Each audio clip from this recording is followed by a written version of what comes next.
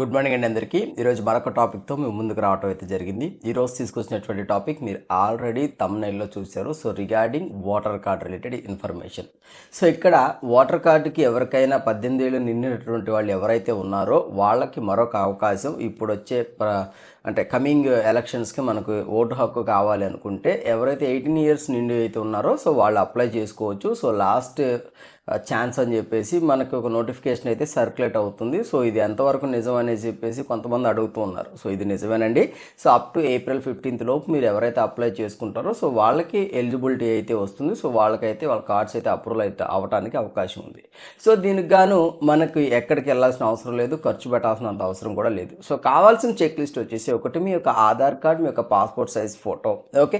సైమల్టేనియస్లీగా మీ యొక్క whatever it may be మీ యొక్క ఎడ్యుకేషనల్ ప్రూఫ్ ఏదో ఒకటి ఉంటే సరిపోతుంది అనమాట. ఇఫ్ ఇన్ కేస్ అదేమి లేకపోయినా మీరు ఓటర్ కార్డ్ పాన్ కార్డ్ కానీ లేదా ఆధార్ కార్డ్ కానీ ఏదో ఒకటి మనం పెడితే సరిపోద్ది. ఒకవేళ పాన్ కార్డ్ ప్లేస్లో రేషన్ కార్డ్ పెట్టినా సరిపోద్ది. అంటే ఇక్కడ మనం proof of identity, proof of address, అంటే ఐడెంటిటీ ప్రూఫ్ సైమల్టేనియస్లీగా అడ్రస్ ప్రూఫ్ మనం అప్లోడ్ చేయాల్సిన అవసరం ఉంది. సో, దానికి కానీ వెబ్సైట్ వచ్చేసి మీరు యొక్క నేను చెప్పిన ఒక 3 లిస్ట్ మీ దగ్గర పెట్టుకుంటే మన voters.eci.gov.in, okay.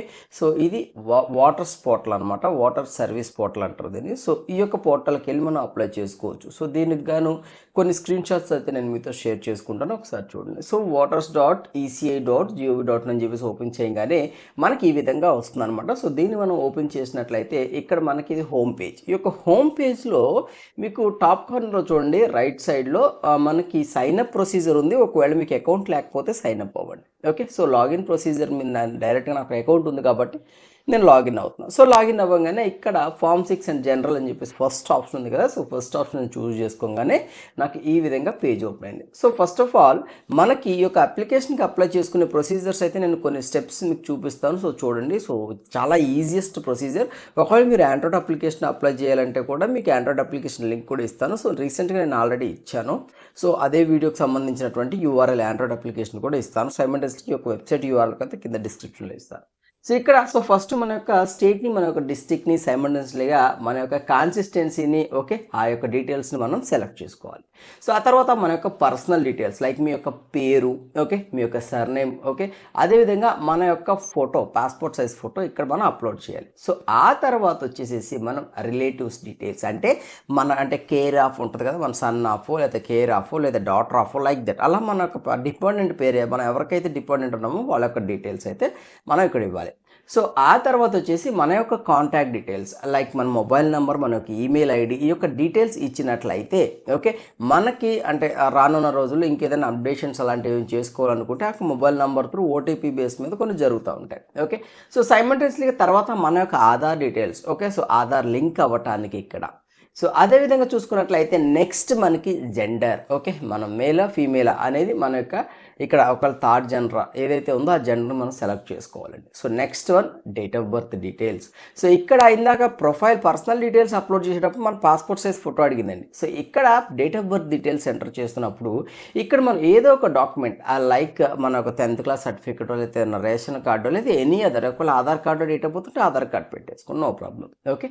So, next one వచ్చేసి ప్రజెంట్ అడ్రస్ డీటెయిల్స్. ఇప్పుడు ప్రస్తుతం ఉన్నటువంటి అడ్రస్ డీటెయిల్స్ మీరు ఏదైతే ప్రూఫ్ పెడతారో ఆ ప్రూఫ్లో ఉన్నటువంటి అడ్రస్ డీటెయిల్స్ మనం ఈ యొక్క ఆప్షన్లో ఇవ్వాలి, ఓకే. సో, ఆ తర్వాత ఇక్కడ మనకి డిజేబిలిటీ డీటెయిల్స్, మనకి ఏదైనా డిజేబిలిటీ ఉంటే ఆ ఒక డీటెయిల్స్ని కూడా మీరు పెట్టండి. ఎందుకంటే ఆ డీటెయిల్స్ మనం ఎప్పుడైతే మెన్షన్ చేస్తామో మనకి ప్రయారిటీ వస్తుంది, సమ్ బెనిఫిట్స్ వస్తాయి. లైక్ మనం వెళ్ళేటప్పుడు మనకి పోలింగ్ బూత్కి మనకి కొన్ని ప్రయారిటీస్ ఇస్తారు. సో, డిజేబిలిటీ క్యాండిడేట్స్కి ఒక ఏరియా ఇస్తారు, ఓకే. సో, వాళ్ళని జాగ్రత్త తీసుకుని వెళ్తారు, వాళ్ళకి వీల్ చైర్ యాక్టివిటీస్ ఇలాంటి రకరకాలు ఉంటాయి అనమాట. సో, అలాంటి బెనిఫిట్స్ రావడానికి దీనిలో మనం ముందుగా పెట్టేసుకుంటే అవన్నీ ఆటోమేటికల్గా DBMSలో అప్డేట్ అయిపోతాయి. సో, నెక్స్ట్ వన్ వచ్చేసి ఫ్యామిలీ మెంబర్ డీటెయిల్స్, ఓకే. మీ యొక్క ఫ్యామిలీ మెంబర్ డీటెయిల్స్ ఎవరైనా ఉంటే వాళ్ళ యొక్క డీటెయిల్స్ ఇవ్వండి అని చెప్పేసి సో అని అడిగారు. సో, ఇది నెససరీ కాదు, బట్ మీరు ఇచ్చినా కూడా నో ప్రాబ్లం, మ్యాక్సిమం ఇవ్వాల్సిందే అనుకుంటా ఇక్కడ. సో, నెక్స్ట్ వన్ వచ్చేసి డిక్లరేషన్. సో మీరు ఏ విలేజ్, ఏ స్టేట్, ఏ డిస్టిక్, ఎన్నాళ్ళ నుంచి అక్కడ ఉంటున్నారు ఆ డిక్లరేషన్లో, ఓకే. సో, ఆ విలేజ్ పేరు, ఆ డీటెయిల్స్ అన్ని ఇచ్చేసి క్యాప్చా అనే ఒక డిక్లరేషన్ ఉంది. సో, ఆ క్యాప్చా ఇచ్చేసి just preview and submit option click చేసి మనకు ఒక ఎక్నాలజ్మెంట్ నెంబర్ జనరేట్ అవుతుంది. దట్స్ ఆల్ ఇనఫ్ అండి, ఓకే.